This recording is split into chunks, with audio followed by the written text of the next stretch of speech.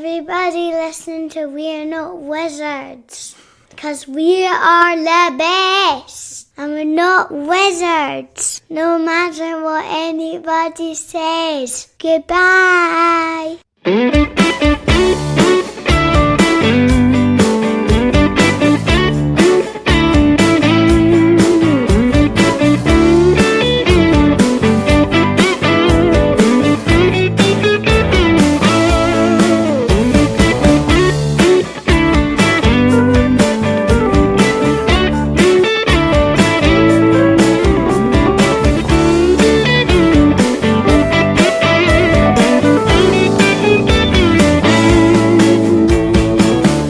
Hello, and welcome to another episode of We're Not Wizards. My name's Richard. I'll be your cat for this evening. And joining me tonight is a man who he always lands on his feet if you chuck him up into the air. He likes getting his chin tickled. And he's come to Kickstarter because he wants some catnip, some fish, and a lovely basket to sleep in. I bring you Le Chat of the moment, Mr. Feline Paws himself, Captain Scratchy. It's Feline Quest. You've not had a busy day, have you? Just lists of them. It's amazing. It's just straight off the top of my head. Do you know what I mean? I'm ad-libbing. I'm flowing like a river, making you shiver. Oh, it's amazing. You know. How you doing? Yeah, no, I'm fantastic. How are you? It's been a while since we last spoke. Yeah, it is. How's your mic settings? A little bit different. We're using an actual microphone this time rather than a laptop in a tin can. Which is quite so good, yeah. Hopefully it'll come across a bit better. Hopefully it doesn't sound like an episode of Day of the Daleks or something like that, which is fine. Last time we spoke, it was a long time ago because we'd spoken about Vodoran Gardens, and we'd spoken about the second Kickstarter for City Kings, and we're actually talking about the second City of Games event kind of coming up as well. Yeah. And now I believe that you're talking about land masses separated by water with a kind of almost like a kind of a catty kind of feel to them, because you've got your new game going to be coming out called the Isle of Cats.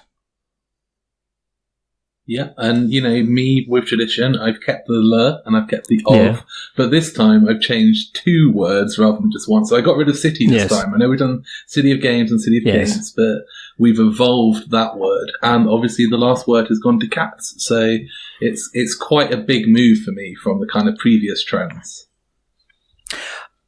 What made you decide? Were you looking for something different, or has this been something that's been kind of sitting around in the while in the kind of the Frank West notepad? It's one of those interesting things. I mean, I have lots of ideas for games, and there's games at the moment which are in my head that I hope to one day work on, but they might be 5-6 years away. They might be further, they might not. But with this game, so the Isle of Cats is, at its heart, is a polyomino game with a lot more going on than the traditional polyomino games. So these are games with kind of the Tetris-shaped pieces that you're putting onto a board, such as, Barren Park or Patchwork or Spring Meadow or those kind of games. And ever since those games came out, one of the things that always went through my head was cats like to lie in different positions. And wouldn't it be really cool to have a game where every single one of these tiles was kind of had a cat kind of stretched out to kind of fill that space? And in my head, I just thought for a long time, I wonder when someone's going to do that. And then no one did. So it was either a terrible idea or I got there first. So hopefully the I got there first is the important part of It's this. a game full of cats. It's a terrible idea, Frank. Can I also just point out, right, with regards to pronunciation, right, and this, I practically scream out in the car when I hear this. I'm pretty sure it's meant to be pronounced Baron Park. I'm pretty sure it's meant to be pronounced Baron Park, because everybody goes, yeah, I've been playing Baron Park this week. Yes, I've been playing Baron Park this week, and I'm going, it's Baron Park. It's a game about bears. In a park. It's not difficult. My vein on the side of my head's like throbbing away. You know what I mean? I have to stop the car. Do you know what I mean? A little old lady tries to cross the road in front of me. I'm rolling down the window and going, "It's bears! Cross the road!" I just can't say it. I mean, one of the best videos I ever produced, which had so many people love, was after our first Kickstarter, where I did a video of me reading through the names of everyone who backed our Kickstarter. And I think I got it right maybe 1 in 20 times. And as I read through this list, and I was sure it's like at least an hour or 2 hours long, I just slowly break. And by the time I get to the end of this video, I can't pronounce English names. Like, I get to a point where I'm like, Ben! It's Ben! And it's just like this comical gesture of a typical English man just breaking as he's trying to say anything. And just punching the air. It's, and that's, Michael. Michael. I'm pretty sure I did that as well. Because you get to the point you're kind of pronouncing, you're trying to pronounce, how is this? Is this a French name? Is this a German name? You know, is this a European name? Is it a different type of name? And then you just go for it and you absolutely kind of destroy it. Which is always kind of good completely. And I mean, honestly, that video on my YouTube channel is absolutely hilarious. So for me, it will always be Barren Park. I've tried very hard to not call Sarah. I spend a lot of my time trying to pronounce her name correctly, even though we've been together for 5 years now, and I still get it wrong on occasion. But, you know, this is... Would you call her Michael? Michael, put the kettle on. It's Sarah, I think you'll find. Okay, Michael, put the Sarah on, will you? But yeah, I'm just one of these people. I studied French when I was young, like most kind of English people do when they grow up. You get French classes, and because my grandparents lived in France, it was very important to my mother that I learned French. So I started learning French when I was very, very young. I started kind of 3 years before most people, and at one point I'd been studying French for 11 years, and my mum came into my school and she had a meeting with my French teacher, and my French teacher just advised my mum that I didn't learn French anymore because I was never going to be capable of speaking it. And that was the outcome of 11 years of me studying a language. And I'm just one of these people, I think that, like, I'm a firm believer that a lot of humans work in very different ways, and some people are very good at some things, some people are very bad at other things, and for me, I'm very bad at languages. I think you've got to play to your strengths, you know. I think you've got to play to your strengths. Hence the cat game, you know. I've had cats a long time, so there we go. Okay, here's a question then. It's just like, it's going to be a sentence I'm going to say where I'm going to raise the tone at the end, which you have to answer. But in creating the game, how many people did you promise you were going to end up with their cat in the game? And how many are you going to let down? I was very honest from the start that the game would never have people's cats in them. And the reason for this is that as much as it is about cats, we wanted them to be fantasy cats. It was very important to me that we kind of sat within the City of Kings universe, as with all of our games. And I wanted these to be cats that we could create. So there's only been one cat that's inspired any of these characters, really, and that was Ella, who was one of my cats, and she's been very important to me for a long time. So she's a white cat, so we decided to make one of the rare kind of race in the game, a white breed of cat, kind of somewhat in her image.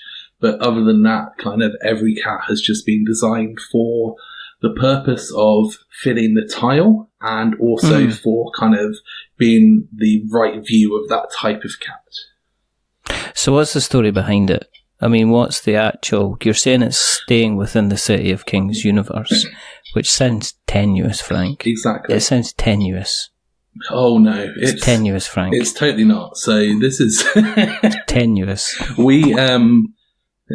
Oh my goodness! It's got nothing to do with the City of Kings. Actually, it's actually set in space, and they're space cats that float around. And one day, I was looking up at the moon, and I was like, "Do you know what would work really well if we had space boats ferrying cats back and forwards to the moon?" And it sounds like a better then we game. Could just Frank. say Earth. So the story behind it is quite straightforward. So this is in the time just prior to the City of Kings, where Vesh, who's kind of the main bad guy in our world, has started destroying things, but he's not quite destroyed everything. And he's started to run out of resources. So he's looking for kind of wood, he's looking for minerals, he's looking for things to kind of, refill his armies and resources. And he finds this ancient island. And it's an island that everyone kind of believed was kind of a myth. They weren't really sure it was there, but the good guys' spies who are kind of amongst Vesh's troops discover that Vesh has found this island and they secure the map. So it's kind of like a Dunkirk kind of situation in a sense where they come back. Oh my goodness, I can't do this when you're laughing. I can see you on a camera. It's much harder when I can see you on a camera. Such so easier to troll. I'm going to turn this. Okay. It's a Dunkirk situation with cats. I'm turning my camera. So basically, they come back to. Oh god, this is such a serious point. Oh my goodness. Right. So they come back to the town of Squall's End, and they basically say to them, Vesh has found this island, and he's going there to gather the wood, he's going there to go and get these resources for his armies, and he's likely just to kill everything that's on this island. He doesn't care about anything that's there, he just wants the raw minerals. So he's heading over there, and basically we know that from the myth there was these ancient creatures that used to live on this land, and we don't know if they're there or not, but we decide that we're going to go there and try and rescue them. We're not strong enough to beat Vesh at this point, we just don't have a chance. But everyone who's got a boat is just going to cross over to this island, and they're just trying to get there and save as many of the cats as they can to try and get them off the island. So when you arrive at the island, you've got 5 days before Vesh's fleet arrives. So really this is about kind of just covering as much land as possible, finding as many of these animals as possible, and then finding a way to kind of get them back and to kind of retreat before Vesh arrives. Did you intend this to be as complicated? Not as complicated, because what I'm going to say is Vidoran Gardens had, on its mechanics, it was a simplistic game to play, but there was some additional mechanics in there that put it kind of slightly above other games in terms of being able to dive in. In terms of complexity, would you say this is along the same lines as Vidoran Gardens? Would you say it's a lower entry? Would you say it's far more complicated than that in terms of the gameplay? So, I guess in terms of the complexity in general, and just to give some comparisons, I mean, the simplest line I say to people is, because it's a very popular game right now, that the Isle of Cats is very comparable to Wingspan in terms of the complexity to learn and in terms of the complexity to play. So if you're familiar with that game, it's on a similar kind of level. Right. This is the third kind of game that I've designed now for release. And one thing I've learned over the last few years is the difference between what kind of the goals of the games and what's kind of best for the audience. So Vidoran Gardens was always a game that was more complicated than people were going to assume. Not to play, but in terms of to do well. And, we've just done a UK Games Expo. We did so many demos over the last weekend, and so many people played it and enjoyed it. But there is a tendency to initially assume it's going to be a little bit easier than it is. Yeah. And this is something that I've really kind of learned moving forward. So with the Isle of Cats, I wanted to create a solid medium weight game. I wanted there to be a lot of depth. I wanted there to be a lot of strategy, but I wanted it to be very easy to learn and very easy to pick up. But with that in mind, I also understood that it's a cute game about cats. And this time around, I'm aware that people are going to pick it up and just be like, I just want to put cats on a boat. I just want to have fun. I don't want the thinkiness. I just want that kind of lightness. So we've designed 2 modes to the game. There's the family mode, and then there's kind of the gamer mode. So the gamer mode is the core game. The rulebook is focused on how you play the standard game. But the family mode, they basically switch out some of the rules, and by switch, I guess remove some of the rules is the best term. So what it says is, if you want to play the family mode, you can ignore these 2/3 of the game, and you can use this set of cards instead of the cards that are normally in the game. Mm-hmm. And at that point, it becomes a very light, very child-friendly kind of game. But what's great about it is if you play the family mode first, you can then play the standard mode, and you don't have to change the rules. You just have to learn some additional things. So it makes it really easy for people to pick up and play, but it also provides an experience for kind of the more seasoned gamer at the same time. Do you think that's important? That is the accessibility side of things, not in terms of, and I keep saying this, but the ability for somebody just to be able to get it on the table, get a version of it played, so then they can come back and they can then expand on what they've learned at a later date without having to sit there with a rulebook for like half an hour and kind of struggle through. I do and I don't. I think it really comes down to the game and the goals. I mean, you could sit there and say every game should be playable by everyone. But then, Twilight Imperium 4, which is this big, super long kind of epic game, you don't really want a 15-minute kind of family version of that. Like, that game is never designed to give that experience. And when you look at it, you're never going to assume it does.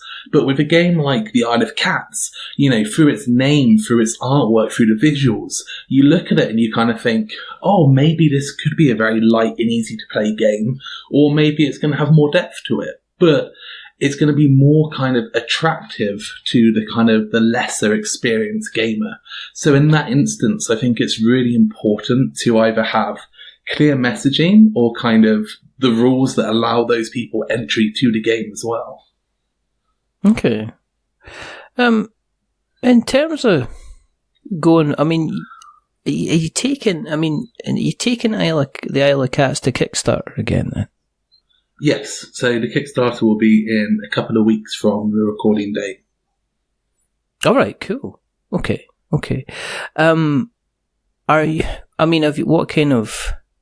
Have you thought about kind of including kind of Vidoran Gardens? Because when you ran the Vidoran Gardens campaign, you included the ability for people to jump back into the City of Kings. So you seem to be kind of pulling things to kind of together. Are you planning on doing the same thing for the Isle of Cats, to have like a Vidoran Garden kind of Isle of Cats pledge as well? So we're not going to offer it as a pledge, and right. I'm currently looking at the option of potentially offering it in the Pledge Manager afterwards as an add-on. But one of the things I'm very aware of is now both the City of Kings and Vidoran Gardens are heavily into retail. We are selling thousands of copies of the games, like every kind of few months now, into retail, and I don't want to try and undercut the people who are supporting me through retail. So if I put Vidoran Gardens onto my Kickstarter, it starts to have this, well, what about the 1,000 copies that happen to be out in retail this week? Are they suddenly not going to be purchased because I've put them into another platform? Yeah. Or is it going to help raise awareness? And I really want this to be about kind of the Isle of Cats, and obviously if we can promote our other games during that time, that's fantastic. Yeah. But it's not about selling more copies of our old games, and it's not, I mean, I don't want to say it's not about making money, because of course, we want to make money to be able to continue doing what we're doing, but I don't want to kind of look at it and go, oh, this could be a good way of selling another 100 copies of that game, because that's not the approach I like to take. I much prefer our things to sell themselves and not to have that same kind of, oh, it's only another tenner, go on kind of mentality. Yeah, I've seen a couple of campaigns recently into the hundreds of dollars on Kickstarter, and I'm just wondering who's that for? There's obviously there's people that are backing it. But I'm looking at entry level. I'm just looking at it and saying, I can't even go near that. You know, there's no point in even liking that project or following that project or sticking £1 on that project in the hope to come back later, because I'm not gonna do it. You know, no chance. It's just, just can't happen for me now. It's that kind of mentality where, you know, you said earlier about kind of, were we always designing this game, or was it always in the plans? And for me, I really want to kind of build a catalogue of games that kind of tick the different boxes. I don't want to be known as someone who always designs one type of game. So obviously we did the City of Kings, which is this big box game that, you know, you can spend hundreds of pounds if you get all of the accessories and all of the expansions. And then we've got Fedoran Gardens, which is kind of a £17 game, which obviously is very small and very cheap and very easy to get. So I wanted the Isle of Cats to be that kind of middle ground. So if you buy the Isle of Cats, maybe you want to drop down to Fedoran Gardens at some point. Maybe you want to move up to the City of Kings. But it's kind of sitting somewhere in the middle in terms of physical size, in terms of price, in terms of kind of complexity. And it's really designed for us to kind of say, now we've kind of got our, you know, 3 different steps, we can start producing more games that are similar to previous games. Has City of Kings had a longer tail on it in terms of the interest? Because I'm starting to see kind of snippets. I seen like just the other day, Mike DeLisio released his thoughts on the City of Kings, because he does a lot of solo mode, and he seemed to be quite favourable, to be honest. Are you finding that people are kind of people are getting around to it and are actually going, oh, hang on, we're really, really enjoying this. People are kind of, it continues to be the game which people are starting to spend some serious time with and getting an awful lot out of it. Like, completely. And it's one of those interesting things, because obviously when I spoke to you the first time, you know, the City of Kings, it was years ago, and was it before the first Kickstarter, I think? I can't remember exactly, but, you know, it was so long ago. So to you and me, that game feels like it's been around for so long. But, like, a really interesting perspective is it's June now, and the game released in retail in America at the end of February, start of March. So for my US distributor, March this year was the kind of the first big month that they had to sell the game. And it's only, you know, the first week of June now. So that's kind of March, April, May. So 3 months ago, the game kind of came out. And that's very hard to kind of perceive when you've seen the game for so long, but it's amazing how long that cycle can take from Kickstarter to reprint to distribution. So yeah, I mean, at the moment we're selling thousands of copies every month worldwide, and it's selling very, very well. And the expansions are selling, the extras are selling, and it's become a continued success. And we've not really seen that. Obviously, you've got the 2 spikes of the Kickstarters, but other than that, we've not kind of seen that kind of start to drop off yet. Yeah, because I mean, probably, I don't know how many people will know this, but financially, the City of Kings was, you know, almost kind of finished you guys in terms of a couple of things that kind of happened during the campaigns and fulfillment, where you had to fork out a lot of money to the point where it kind of, you had to make some serious business decisions regarding kind of what you were doing and the kind of the way forward. So are you past that now? Are you sitting there going, you know, we're not making a fortune, but every month there's trickles coming in, there's money coming in, there's a steady kind of flow of cash coming in. Things are kind of looking on the up and up. Yeah, I mean, like, to put it in perspective, and, you know, I've always spoken openly about numbers. So the Isle of Cats will be going on to Kickstarter in a couple of weeks, and to date, I have spent somewhere between £20,000 and £25,000 making the Isle of Cats. So that is through artwork, that is through writing, that is through like prototypes, that is through kind of meetings and showing and sending things off, that's through, previews, that's through every kind of like different aspect you can see. The entirety of how much money has been spent is around that £20,000 to £25,000 mark. So obviously in my head that means if the Kickstarter doesn't succeed, that becomes potentially wasted money. But the other way you can look at it is all of that money has been generated through the success of City of Kings. So if the City of Kings hadn't have got to where it was, I wouldn't have been able to invest that money into this game. But I'm not yet at a point where we're making enough money to be able to do the entirety of the manufacturing, the entirety of publishing. Now that money is invested, if this game doesn't succeed, then it's very possible that I'll be back to, a 9 till 5 doing something else. This is kind of, I'm still in that phase where it's, you have to invest and then have one successful thing, and that allows you to do the next. It's not got to a point where the funds are there to, fulfill the next 2 or 3 things. But we're certainly not at the point where the money isn't coming in.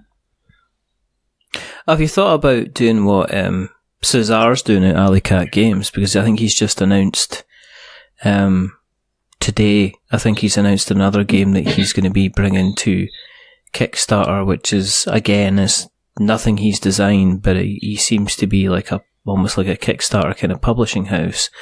Have you thought about going down that route? I mean, are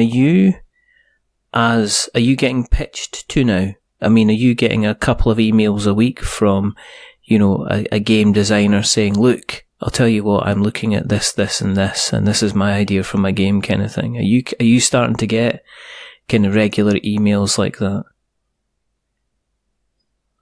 We do get some, but I think I make it very clear, and obviously in a polite way, that at this point in time, it's not something that we're kind of interested in. So whenever you go to conventions, whenever you do kind of press previews or shows, there's always forms and things you can fill in to say whether you're interested in people pitching to you. And for me, it's something that right now I'm still happy to not be doing. Not because I don't want to, work with other people, but just because I really like the fact that we can focus on one game every kind of 12 to 18 months. I don't want to be in a situation where, you said Caesar, I mean, he releases many, many games a year. I don't know how many it is, but it feels like it's somewhere between maybe 5 and 10. Maybe I'm overstating that, but from the amount I see coming through, it feels like it's at that level. Whilst for me, I would rather just be able to put all of my energy into one project and just truly perfect every aspect of it as much as I personally believe I can, and then run with that. What about Rising Blades? Where are you with that at the moment? Is that kind of sitting still under preparation? Is it made kind of logical sense to bring the Isle of Cats into that kind of Kickstarter slot? It is. So Rising Blades is a game that I've been working on for about 2 years now, I would say. It was the end of the first Kickstarter, so just over 2 years ago. And it's still being worked on. It's a game where, like the City of Kings, it's what I refer to as a black box game. So it's quite a big game. There's a lot to it. It's a bit more kind of at the higher end in terms of both pricing, but also in terms of kind of complexity to play. I mean, it's not a kind of family entry game. It's a proper serious kind of Euro level kind of thinky game. And for me, there's 2 sides to it. One of them is I'm constantly iterating that game. I want to really kind of get some parts of it perfect. And again, as I said earlier, I'm in a situation where, because I don't have to rush lots and lots of games out each year, I can really let each game kind of evolve where I want it to be and kind of iterate play tests and make big changes. But also it was about trying to hit those different points in the market share, trying to get it so that we're not known just for making these big, expensive, complex games. We wanted to be known for making games which are smaller. We wanted to have more kind of appeal in different areas. So the Isle of Cats for me is my first genuine attempt at trying to make a mass hobby gamer game. So what I mean by that, is like the City of Kings was always a big box game. It's more of a specialist game. And whilst you can sell a lot of them, you're never going to sell the same quantity of them as you might for a typical, Terraforming Mars or kind of Detective from Portal, those kind of more mainstream kind of games that kind of go out there. And I really wanted to have an attempt of how do we do this? How do we make a more mainstream game that's going to tick more boxes for more people, be more kind of easy to access, be at that kind of more friendly price point. And that was why that game kind of came forward before Rising Blade, so we could just try and expand our audience more. So, in terms of gameplay, what can I expect from a game? What can I expect when I'm kind of playing? I mean, you've mentioned obviously it's going to be a little bit more complicated than Vodoran Gardens, because you're wanting to be kind of bigger and heavier. So what are you if you've got the Isle of Cats sitting in front of you, what am I expecting to kind of play? So, I guess the starting point with this is, as I mentioned earlier, games like Barren Park and Spring Meadow and Patchwork and, Indian Summer, more recently Copenhagen, and there's lots of these kind of polyomino games that kind of exist, but they all sit in a very kind of a light kind of side of the market. They're very kind of easy to play, casual games, which are fun, they're enjoyable, but for me and Sarah, we wanted something that was a lot more kind of thinky, but we didn't want to go for like Feast for Odin, which is kind of this opposite giant Euro kind of game that has a little bit of polyominoes in it. So for us, we kind of thought to ourselves, the key points are, how do we create the polyomino game where that is still the basis, still the core part of what you're doing is placing tiles onto your player board. We really wanted to not take away from that, but we wanted to make more interesting decisions around how you get those tiles, why you place those tiles. Many of these games are about how do you fill your player board as much as possible. So we wanted to explore the concept of, why don't we make it not about filling your whole board, but more about how you strategically fill parts of it for different situations. So at its heart, the game is a polyomino tile placement game. So again, the Tetris-shaped kind of pieces that you're kind of flipping and rotating to kind of lock together. But then it's also a card drafting game. So you're going to have a big pile of cards. There's about 150 cards in the game. You're going to play over 5 rounds, and on each round, you're going to be given a handful of cards. You're going to choose some of them. You're going to pass the cards around the table, continue to choose more of them, and then you're going to have a selection of cards. Now, on top of the card drafting and the polyominoes, you're also going to have a basic level of resource management. So on each round, you're going to get an income of fish, and those fish you're going to need for various tasks. So once you've drafted your 7 cards and you have them in your hand, each of those cards will have a cost associated with it. So it's up to you how many you want to keep. You can keep all 7 of them. You don't have to keep any of them. But every card you keep is going to require you to spend some of your fish. So let's say that you keep 5 of your cards, and then you obviously are spending, say, 10 fish. That means you're going to have 10 fish left. You're going to have 5 cards in your hand, and 2 are going to get discarded.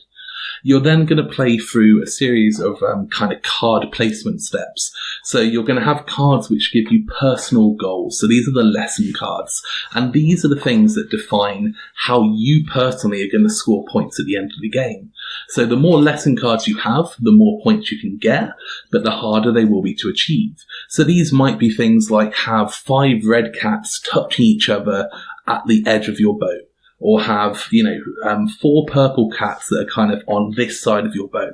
Or have a vertical line of cats of this much. Or it might be have 5 different treasures on your boat and have a different colour cat touching each of those treasures. But what they do is they define the types of things you need to do, how you're going to fill your boat. And it means that you're not just trying to fill as much as possible, but you're trying to fill specific areas. And obviously, if you've got one that says, have 5 purple cats over here doing this, and you have another one that says, have 1 of each colour cat over here doing this, and then you might have another one that says, have 2 of each cat over here doing this, you're suddenly going to start kind of having conflicting decisions about, I need the purple one over there, but also I need a purple one over here, and which one of these 2 things am I going to do? And now I've got a lesson card that says, don't have more than 3 purple cats, and I need 4 purple more cats to do these things.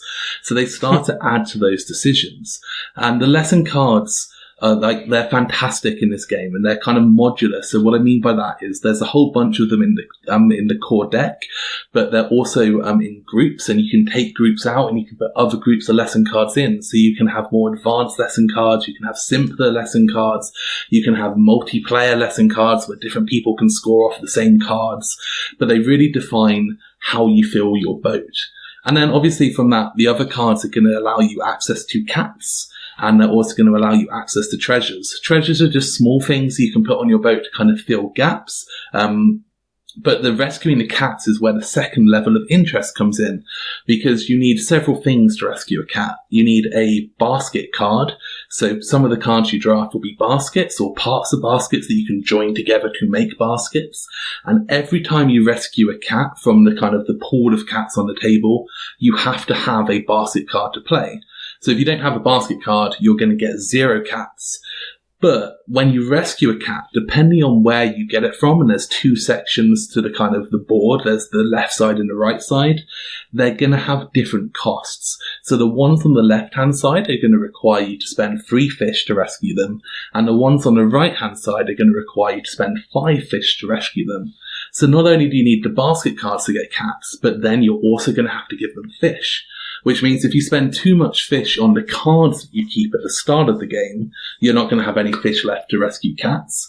But if you don't spend enough fish on cards at the start of the game, you're not going to have baskets to rescue the cats, and also you're not going to have the lesson cards to kind of give you the points at the end of the game.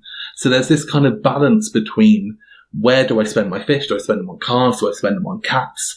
What kind of cats do I need? What kind of goals do I need to get? And that kind of whole surrounding element of what does that mean I'm actually going to have on my boat at the end of each round?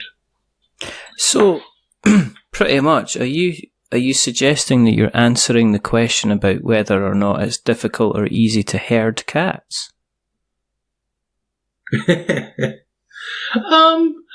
I don't think I should answer that. It's not a cat. Okay then. Right. Okay. In terms of the Kickstarter, then, if you're not going to answer that question, okay.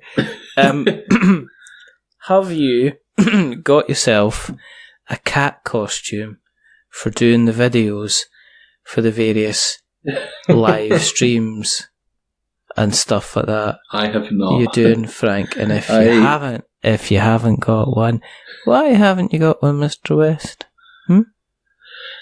One of my goals with this Kickstarter and this game is to produce a high-quality game that people will enjoy and hopefully not have to use gimmicks to convince them of that. So I'm going to spend a lot of my time, and one of the things we've been doing for this last week, of just giving people the information they need in a simple, easy way, producing artwork, producing writings, producing videos, and just keeping it a little bit simpler than perhaps previous projects.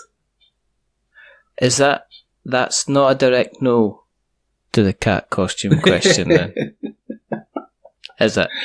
If the kick... It's not a direct no, but it's not level, yes. What level of funding, right? Say you fund, because you will. Yeah. Because I have faith. I have faith in you, Frank. I feel like this is one of those things where, like, I continue to ask myself, at what point will I have confidence that my Kickstarters will succeed? Because I generally, hand on heart, as much as I believe that this is a great game, and as much as I believe that we're going to do the best we can with it, I generally have that fear that when we press go, no one's going to be there. And, there'll obviously be like 10 or 20 people who kind of like your core kind of people. Yeah. But I have this under kind of lying fear. And one of the things I've done, and like it's so different for me this time than previous Kickstarters, is for me, my Kickstarter is already live. And what I mean by that is I made the decision with the Isle of Cats to do a 3-week campaign prior to the Kickstarter. So I am currently doing 12 to 18 hours a day, every day, and I have been for the last week, and I will be for the next 2 weeks, in the run-up to the Kickstarter. And all the things that I would typically do during my Kickstarter in regards to forum posts, in regards to kind of marketing, in regards to Twitter, in regards to Facebook, I have already started, and I'm spending all day, every day, just engaging and sharing and talking and promoting in the most kind of natural way I can. So, and all of that is because of that. I feel like if I don't do this and I launch that Kickstarter and it fails, then I will hate myself for that. So I have to do everything I can to kind of push. And hopefully with this effort, we will fund, we will succeed. But I just don't take it as a given. I put, like, the spreadsheets I have at the moment, all the data I'm tracking, all the things I'm doing it's a very strange thing compared to previous projects, but it's the only thing I have right now that gives me any confidence that those people will turn up. So what you're saying is that you're not living it like a cat, you're being more working hard like some kind of dog, basically. Is that, because if it was a cat, then it'd be 12 to 18 hours kind of lying around, expecting somebody else to do everything for it instead. So you're actually working quite hard like a dog in order to be able to create this game, which is the life of cats. Yes. I'm not putting words in your mouth, Frank. I'm just saying that there's no way I can see a cat working hard on a Kickstarter for 12 to 18 hours. If you met my two cats, it would get like, you get 7 minutes at the most out of them, and they'd be like that. They'd be throwing the keyboard and they were like, right, okay, it's a sunny day, I'm off out in the sun, you can get somebody else to press your F5 button, I'm going to go and hunt birds, or something like that. It's such a low opinion. I'm not sure I entirely agree, but you know. I think, one thing I'm always kind of, I guess I've got to say this. I'm always slightly impressed of the way that your work ethic works, Frank, because I don't think I know somebody who seems to put so much work in that you can tell when it comes through by the kind of like the way that you run the campaigns and the way that you run, you end up with a finished product as well. I've got Vidoran Gardens, I've got the City of Kings. They are both highly, they're both very well produced kind of products and excellent games, for what they do and what they bring to the table. So I can't deny you for that. But this whole, working like a cat thing, it's for the birds, mate. It's just not.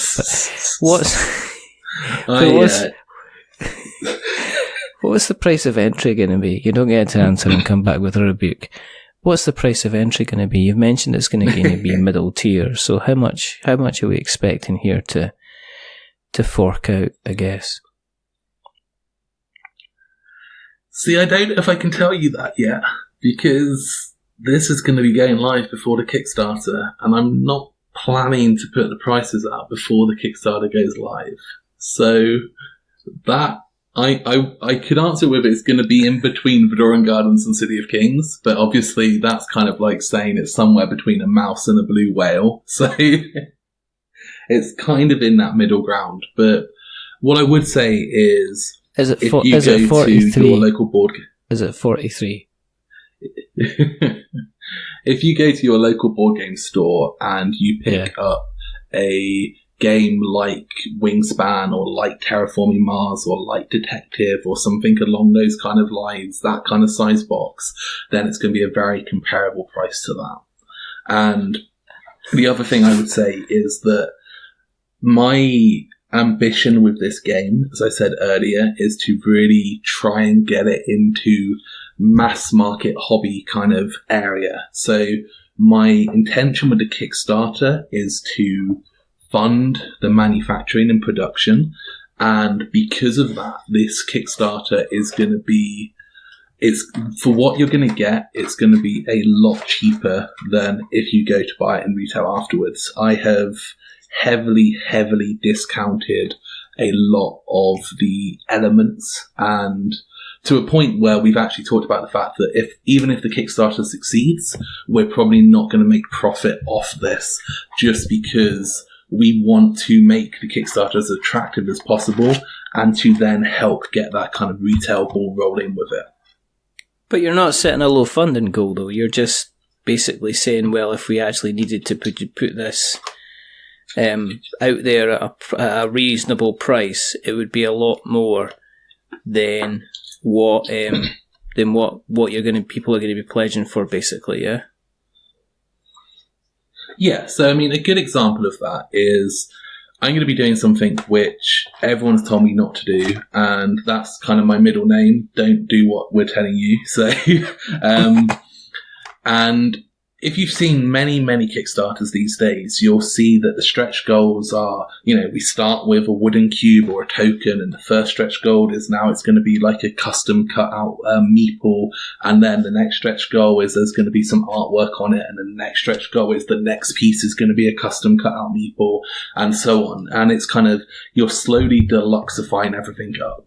So with this Kickstarter, we're flat out just not doing that, and everything at the start is going to be completely upgraded and customized. So we actually have a message on the Kickstarter page under stretch goals, which effectively says, we have given you absolutely everything. We are just going, this is the high level that we can kind of push for. So because of that, unless we hit very high numbers, we're not going to cover those costs, because the stretch goals we're putting in are, we would need to hit hundreds and hundreds of thousands on the typical campaign to get to those kind of levels. And I don't expect us to do that. So I've decided, let's just go with it. We'll have some smaller fun stretch goals, but from day one, this game is going to be as good as it can be. Yeah, I don't think you want to. I mean, I know of places that kind of they bring the roast joint to the table, and then it's like, well, there you go, what do you think of that? And you go, nice, you got gravy. Gravy's extra. What about potatoes? Well, potatoes are potatoes are 150,000, broccoli's 175. What about a plate? Well, that's the 200,000 stretch goal, and you're sitting there going, okay, am I actually getting the full game here, or am I, I don't know.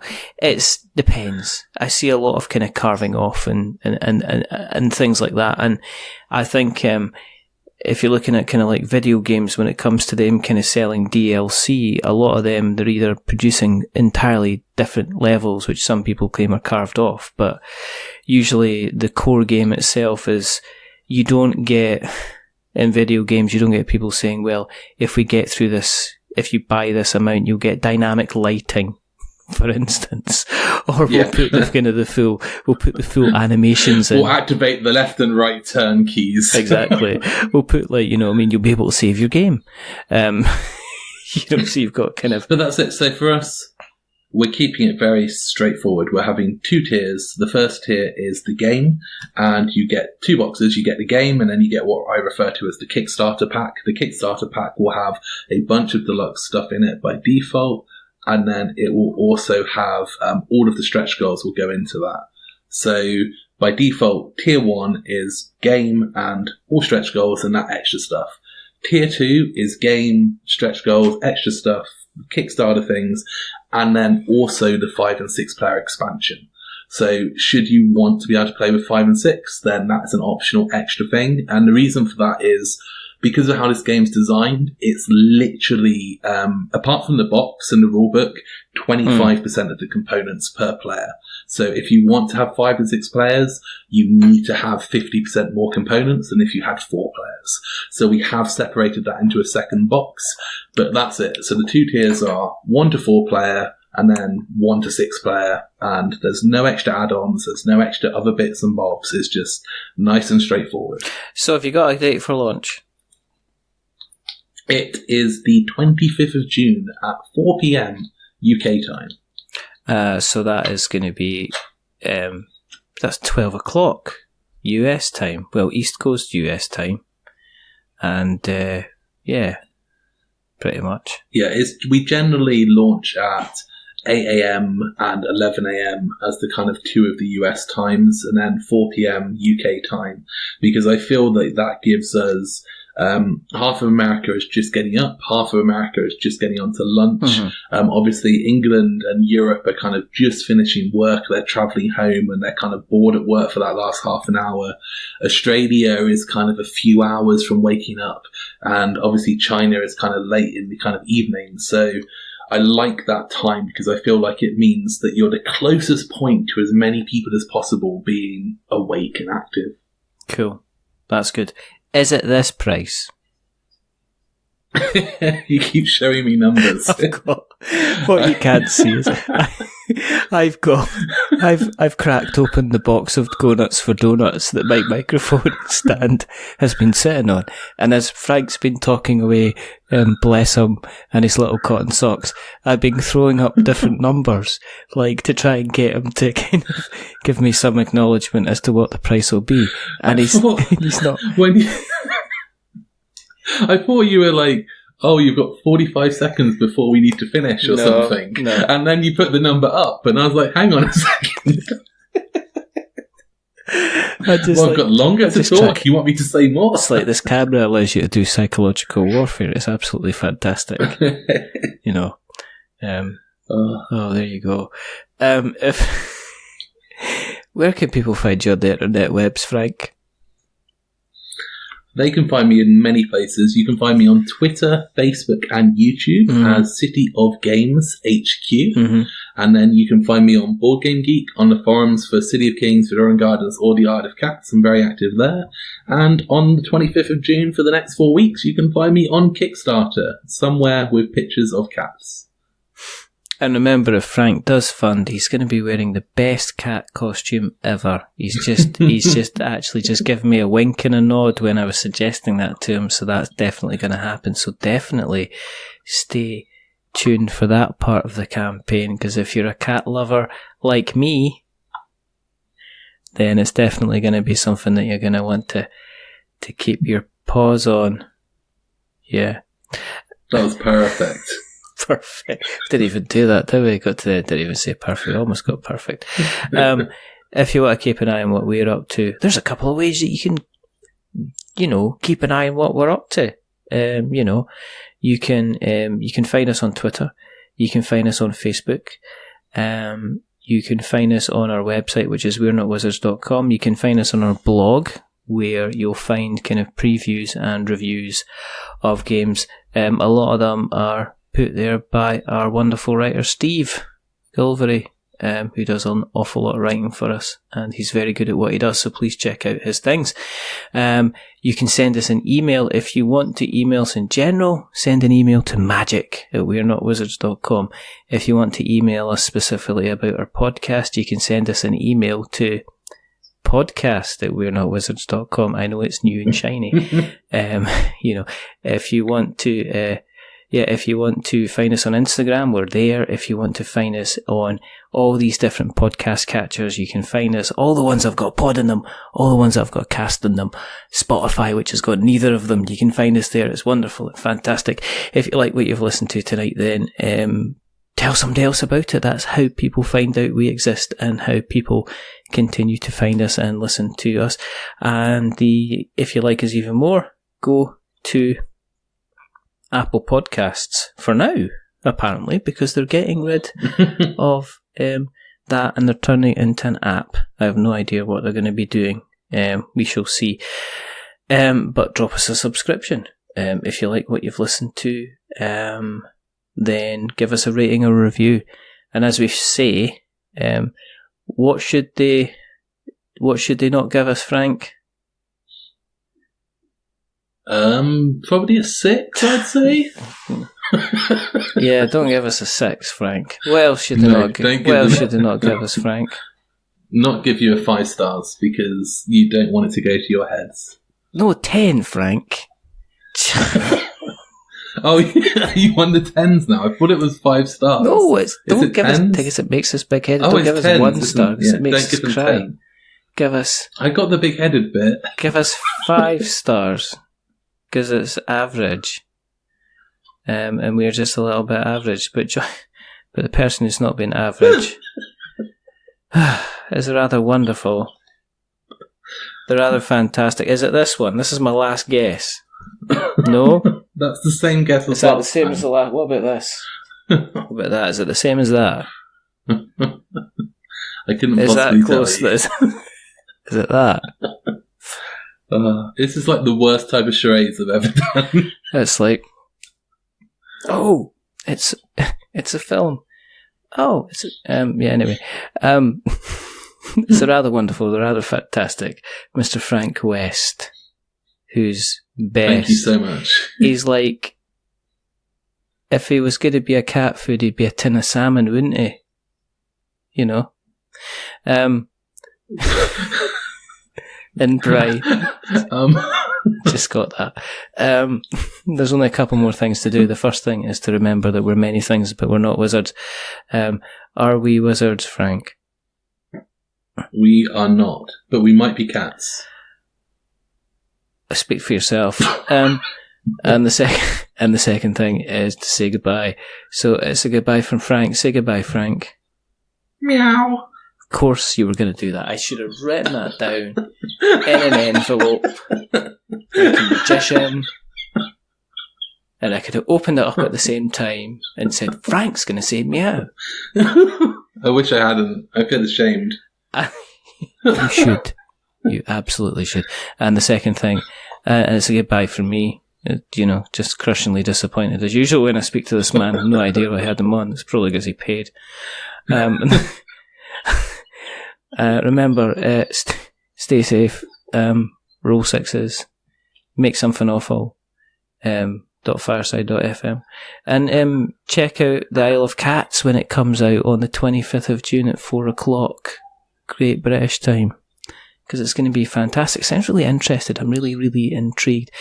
Not sure how cats all stay together on a boat though, not sure about that. There's like a lot of questions I have there, but I'm not going to go into it just now. But until the next time, goodbye. Woof.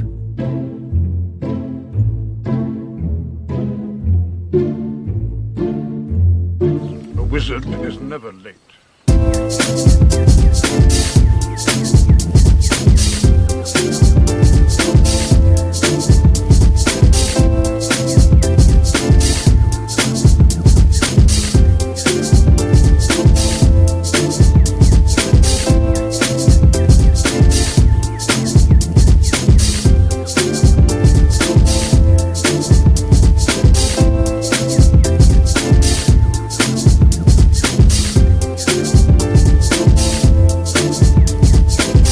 Nor is he early. He arrives precisely when he means to.